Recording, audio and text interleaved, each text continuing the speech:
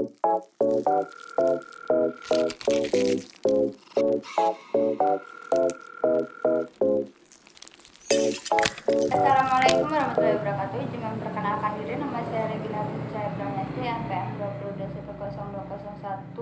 20210159, Prodi Hukum Tata Negara dari kelas F. Di sini saya akan membacakan materi pertemuan ke-9 Filsafat Hukum Islam yang memiliki tema metodologi hukum Islam. Yang pertama, objek dan subjek hukum Islam. Hukum dalam konsep ilmu usul fikih dibagi menjadi dua macam, yaitu hukum ta'lifi dan hukum wadi. Secara terminologi, hukum adalah kitab Allah yang berhubungan dengan perbuatan mukallaf dalam bentuk al-iqtida, at-taksyir, dan al-wadi. Yang dimaksud dengan kitab adalah firman Allah yang berupa perintah-perintah atau larangan-larangan. Juhaya S. Praja menyebut kitab sebagai al-muhtabih, yakni produk dari kitab yang berupa perbuatan hukum. Juhaya S. Praja juga menyatakan bahwa yang dimaksud dengan al-iktikam imperatif ialah tuntutan untuk melakukan sesuatu perbuatan atau untuk tidak melakukan suatu perbuatan. Jika tidak dilaksanakan akan mendapat dosa dan siksaan disebut dengan wajib. Sedangkan tuntutan yang harus ditinggalkan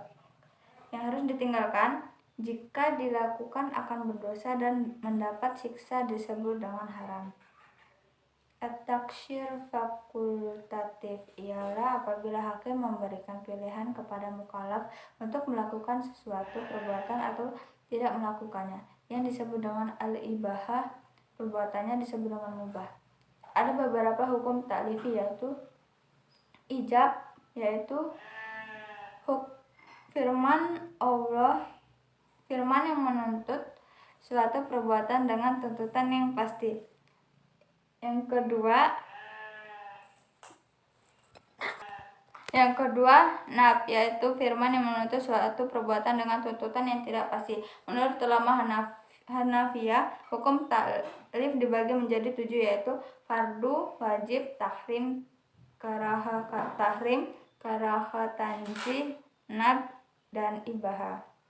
Menurut ulama Hanafiyah, jika suatu perintah didasarkan pada dalil yang pasti seperti Al-Quran dan hadis mutawir, perintah itu disebut dengan perintah fardu. Akan tetapi jika perintah itu berdasarkan pada dalil yang zani, perintah itu dinamakan wajib. Demikian pula halnya dengan larangan.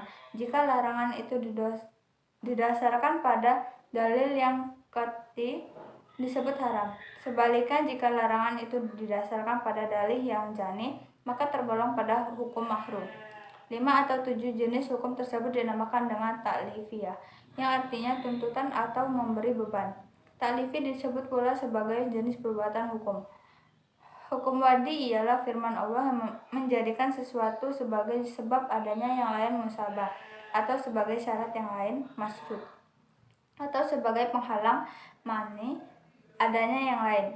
Hukum wadi dibagi menjadi 3, yaitu sebab, syarat, mani. Tafsir, salah satu metode penggalian hukum Islam.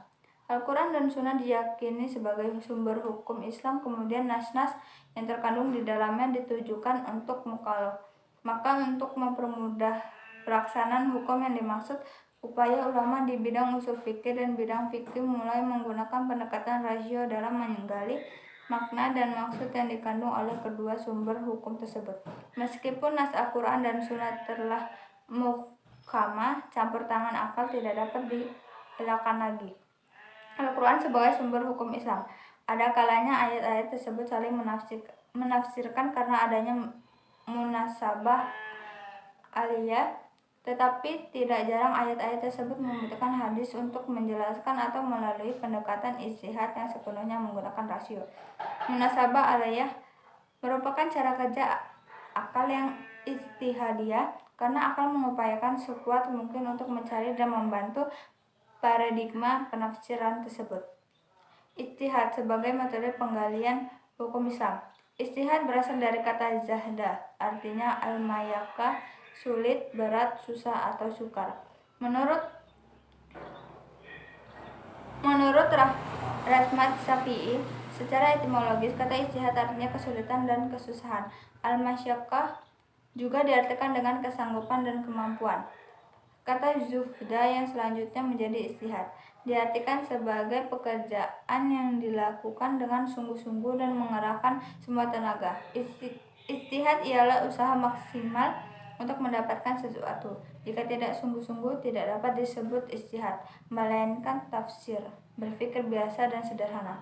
Abdul Wahab Khalaf mendefinisikan ijtihad menurut ulama usul yaitu mengerahkan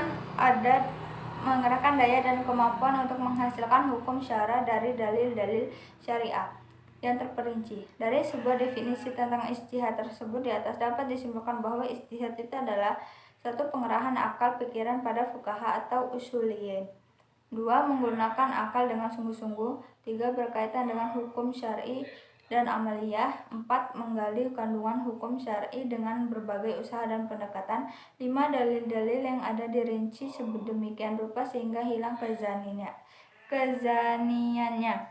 Yang terakhir, hasil ijtihad tersebut fikih sehingga mudah untuk diamalkan. Sekian, terima kasih. Saya akhiri. Wassalamualaikum warahmatullahi wabarakatuh.